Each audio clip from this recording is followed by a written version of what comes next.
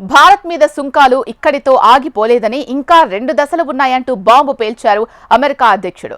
Russia నుంచి చమురు కొనుగోలు కారణంగానే పెనాల్టీ వేశామని మరోసారి నొక్కి చెప్పారు డొనాల్డ్ ట్రంప్. అయితే ఇది ఇక్కడితోనే అయిపోలేదని అంటున్నారు ఆయన. భారత్, రష్యా, చైనాల కలయికపై ఆగ్రహం ఆయన మాటల్లో స్పష్టంగా కనిపించింది. మరోవైపు భారత్ మీద అమెరికా సుంకాల భారం మోపడాన్ని రష్యా అధ్యక్షుడు పుతిన్ తప్పుపట్టారు. ఆసియాలోని 2 అతిపెద్ద శక్తులను అణగదొక్కేందుకు ట్రంప్ ప్రయత్నిస్తున్నారని, భాగస్వాములతో సరిగ్గా వ్యవహరించాలని హితవు పలికారు. భారీ సుంకాల విధింపు నేపథ్యంలో భారత్, అమెరికా మధ్య సంబంధాలు ఇప్పటికే దెబ్బతిన్నాయి. ప్రతీకార సుంకాలకు ఏమాత్రం చలించని మన దేశం మీద డొనాల్డ్ ట్రంప్ తీవ్రంగా రగిలిపోతున్నారు. ఎస్ఈఓ సమ్మిట్లో భారత ప్రధాని మోడీ, చైనా అధ్యక్షుడు జిన్పింగ్, రష్యా అధ్యక్షుడు పుతిన్లతో భేటీ కావటం ఆయనకు ఏమాత్రం రుచించటం లేదు. మన దేశం చైనాతో సత్సంబంధాలను పునరుద్ధరించుకోవటం, రష్యాతో బంధాన్ని మరింత పటిష్టపరుచుకోవడంతో పాటు మరింతగా చమురు కొనుగోలు చేయాలని తీసుకున్న నిర్ణయం డొనాల్డ్ ట్రంప్కు మరింత ఆగ్రహం తెప్పిస్తోంది. భారత్పై విధించిన సుంకాలపై ఇటీవల చేసిన వ్యాఖ్యలు తీవ్ర చర్చకు దారితీశాయి. భారత్ను అత్యధిక సుంకాలు విధించే దేశంగా పేర్కొంటూ ఇండియా కిల్స్ విత్ టారిఫ్స్ అంటూ విమర్శలు గుప్పించారు. రష్యా నుంచి చమురుకుంటున్న భారత్పై ఇంకా పూర్తి స్థాయిలో ఆంక్షల మూత మోగించలేదని వ్యాఖ్యానించారు. ఇప్పటికే సెకండరీ సుంకాలను విధించారని 2-3 విడతలను చేపట్టలేదని స్పష్టం చేశారు. తాజాగా వైట్ హౌస్ ఆఫీసులో జరిగిన ప్రెస్ మీట్లో ట్రంప్ మాట్లాడారు. ఈ సందర్భంగా రష్యాపై ఎందుకు చర్యలు తీసుకోలేదని ఓ విలేకరి ప్రశ్నించారు.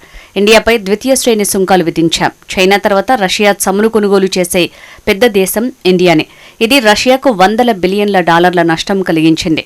మీరు దీన్ని చర్య కాదంటారా అని ప్రశ్నించారు ట్రంప్. ఇంకా ఫేజ్ 2, ఫేజ్ 3 సుంకాలు మిగిలే ఉన్నాయి.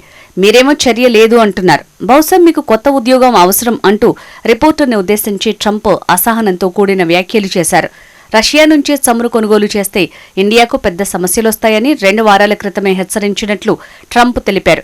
ఇప్పుడు అదే జరిగిందని గుర్తు చేశారు.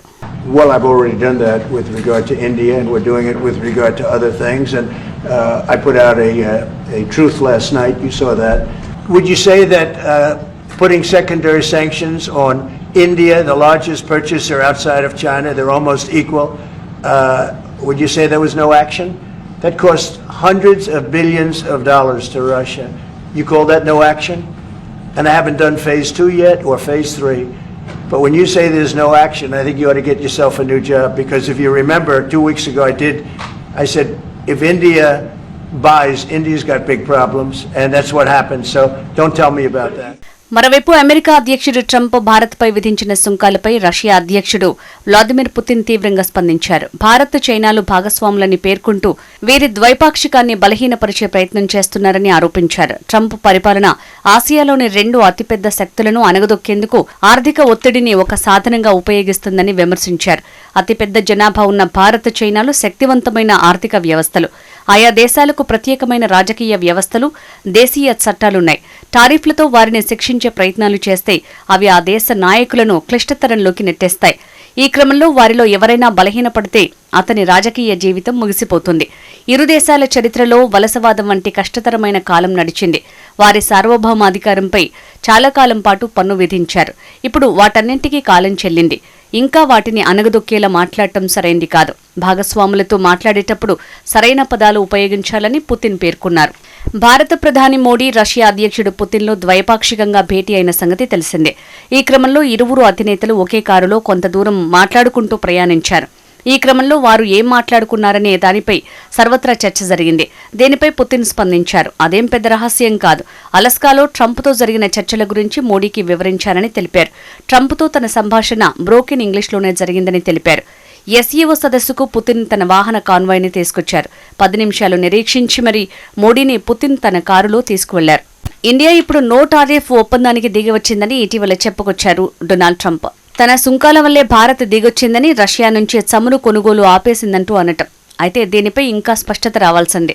రష్యా ఈ విషయంపై అధికారికంగా ఏం స్పందించలేదు. జాతి ప్రయోజనాల దృష్ట్యా ముందుకు వెళ్తామని, ఆర్థిక లాభదాయకత ఆధారంగా తమ వ్యూహం ఉంటుందని ఇటు భారత్ చెప్తూ వస్తోంది. కాగా భారత్ రష్యా నుంచి చమురు కొనుగోలు పూర్తిగా ఆపలేదు. కానీ కొంతమేర తగ్గించిన సూచనలు కనిపిస్తున్నాయి. ట్రంప్ విధించిన 50% సుంకాల ప్రభావంతో జూలై, ఆగస్టు నెలల్లో రష్యా చమురు దిగుమతులు తగ్గినట్లు పరిశ్రమ వర్గాలు పేర్కొంటున్నాయి. ట్రంప్ సుంకాల ప్రభావం తగ్గటమే పూర్తిగా కనిపించకపోవచ్చని, ఎందుకంటే చమురు కొనుగోలు ఒప్పందాలు వారాల ముందే కుదురుతాయని విశ్లేషకులు చెబుతున్నారు.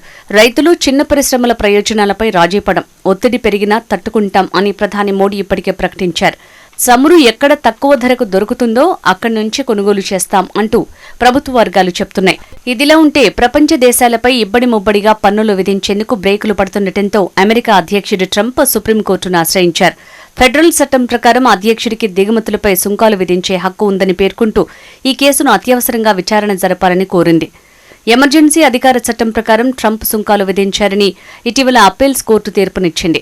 ఈ సుంకాలు చట్టవిరుద్ధమని పేర్కొనడంతో ట్రంప్ యంత్రాంగం తాజాగా సుప్రీం తలుపు తట్టింది.